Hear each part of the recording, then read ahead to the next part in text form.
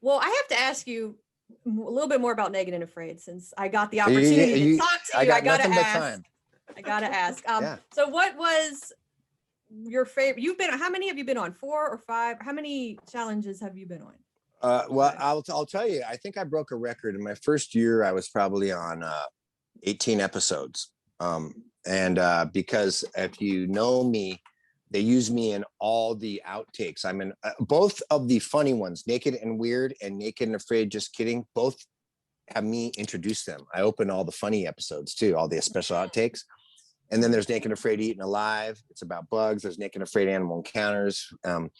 So there's all these extra episodes, and I'm always in those too. But I've done 5 challenges, but I think I've been in like 20 something episodes now. And because I have an alone one that I did alone, but on that same day when that alone episode came out, they do a 2-hour episode before that called Gary's Journey, and they lay out my journey in the Naked and Afraid world. Oh, okay. So that's its own episode too, actually. So you know, I've and then if you consider every XL comes out with at least 10 episodes, right? And so but I've done 5 challenges, 5 of them. And I've lived you didn't have any tap outs, right? Or did you have one? No, on my first challenge, I'm medically tapped. I get taken out on a stretcher with an IV in my arm, vomiting profusely, and helicoptered to the hospital. From the fruit. The reason, from this fruit. And the reason the reason I'm asked to go on XL on day 8 before that happened is because I'll tell you a little behind the scenes. If you're interested in Naked and Afraid, is my producer, David Story. On day 8 or 9, I hadn't eaten and I'm starving and I'm working at 100-degree temperatures, carrying big logs and just working. And I never once complained. I never once say I'm hungry, and I never once complained. And then they were interviewing me and going, man, you haven't eaten for 9 days and you never complain. Like, you always joke and you're just always upbeat. How they were asking me, what makes you like this? You know, how come you're like, they said usually every cast member at this point is complaining about hunger. They're like, they ask us for help. They complain. He told me, he goes, but you never complain. And so this will explain what I'm explaining. And then a local smuggled me 3 coconuts out there. Oh, wow. And because they saw me, I was so beat up that this local saw me and was like, felt sorry for me, right? They're like, oh my God. Because they really put us through the ringer. They really torture us out there, right? Yeah. And so I'm famished, I'm dirty, I'm riddled with bug bites. And so this local couldn't help himself. He had to be a humanitarian. He smuggled me 3 coconuts in the middle of the evening. And so I got these coconuts and I put them down and I left them there. And they were there for 3 days. And the producer was watching those coconuts and he said, Gary, you're starving. You haven't eaten for 9 days and you could have ate those coconuts. You didn't eat them and you could have got away with it. And then the producer said, I can't believe, your integrity. Like most people, we have problem with people sneaking up to the camp, trying to steal the candy bars or out of our backpacks. Right. And so he said, that's when on day 8, he goes, will you do XL? And I looked at him and I said, dude, I just want to get through this. I don't want to be a freaking reality TV star, dude. Like, just let's talk about that later. And and here I am, right? 5 challenges deep after my 8th. But on my 8th day, I was asked to do XL. Wow. Okay. So did it get kind of addicting then? You mentioned maybe going into this not planning to keep doing it, but since you've been on so many seasons, is it kind of addicting to do these challenges? Yeah. Well, what's happened is the next time they asked me to go on XL, I knew I would be on like 10 to 12 episodes, and I knew that I would become a bigger name. And so that's why 2 weeks before that, I went and got this tattooed on my back, because I believe in this so much that I knew it was my responsibility, that the universe had given me something to carry a message to the world. And so I was like, man, like, I have to do this. It's almost like, who gets this chance? At my age, I'm not going to be a rock star or whatever. Like, I have broken into mainstream media. The universe gave me this. I'm going to carry a message to the world. So then I saw a lot of purpose behind it. If you notice, I go into my very first episode wearing this exact shirt and talking about my purpose.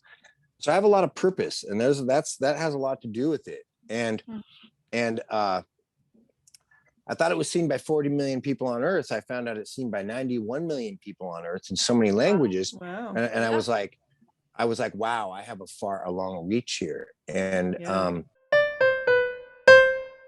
even the production sticks up for us because we get put through the meat grinder. Like out of all TV shows, we get put through a meat grinder. I mean, if you see what we go through, we get hospitalized, we get diseases. People walk away with Lyme disease, forever stuff. Kayla was in and out of the hospital after XL4, in and out. It didn't try. Sometimes you go and they're trying to figure out what's wrong with you for months. I bet. And I remember they couldn't figure out this itching that I had on my arms, this itching for months. I couldn't get rid of it.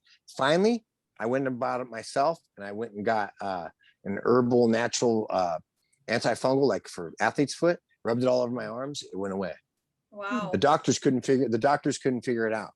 So, like, it's tough hearing the people tell you it's fake as you're sleeping on the ground in freezing cold weather, inches from a fire to where embers hit you.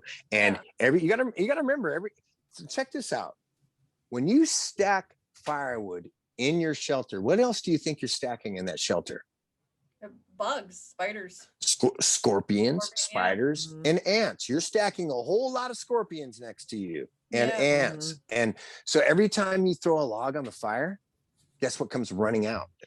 Oh my God. So you throw a log on the fire, a bunch of scorpions and ants come running out, and guess where they run? They run across you. So you know what it's like to sleep on the dirt with scorpions running across your body? Yeah. So it's like, real fake. Yeah. Right. Yeah. Oh wow. And now, so the 60-day challenge is currently on. So I know you can't give anything away, but do you think you could ever do more than 60 days, or do you think 60 days, that's the longest challenge yet, right? 60 days is. Yeah, I think we can do more than 60. Yeah, I think we could. When you talk to certain people, the top of us, the true sort of top people that are actually in there, that are known as legends, you'll hear some of us say like, give me 80, like, wow. It's like, because you also sort of learn the rhythm of the land and become better at everything, and you learn where everything is. I'll tell you one secret that I learned. You build your shelter, and when you quiet down for a while, the animals start coming back too, and they start getting used to you, and they start coming back around. And so some stuff's over time, you start learning where things are at. One thing that you're going to see coming up, I'll give you a little bit, is EJ, because it showed it on the last episode. He's putting all these stakes in the water to keep the lily pads out when that log breaks, and he splits his balls open. And man, he came up with a technique that worked really good, and it was like it became a honey hole. In fact, they just advertised, it's on the teaser coming up. I pull out 2 catfish, and I saw that. So sometimes you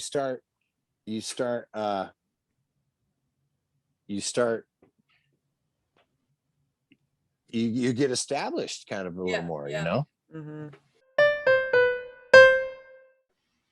because we get into it out there with them, and then at the end, a lot of us stay friends. A lot of production don't like me, don't want to work with me, even cast members, because it's understood if you kind of tangle with me, I'll take it all the way. I'll make it weird. Like, I really don't care what the world thinks about me, So it's kind of an interesting thing, that you're involved in. And I remember I walked away thinking, am I ever going to do this? Are they ever going to have me back? But I feel very grateful. I'm grateful that you're a fan. I love the fans. I'm a guy who, it's part of my job, as you might detect. Part of my job is to be hate watched. A lot of people hate watch me. Oh yeah. Yeah. But I'm made for it. I'm made for it. As you can tell, I don't let it phase me too much. I'm made for it. Right. All right. Well, thank you so much, Gary. We really appreciate you taking the time, and we hope you had fun with us. And maybe hopefully we can have you back on to do a recipe with us one day, maybe. Oh, absolutely. Are you kidding? I have recipes. And hey, remember to reuse, recycle, ride your bicycle, and refuse to abuse this beautiful planet we live on. Yes. Awesome. All right. Thanks, Gary. All right, Gary. Thank you so much. Okay, you guys. Have a good night. Okay, Bye. take care.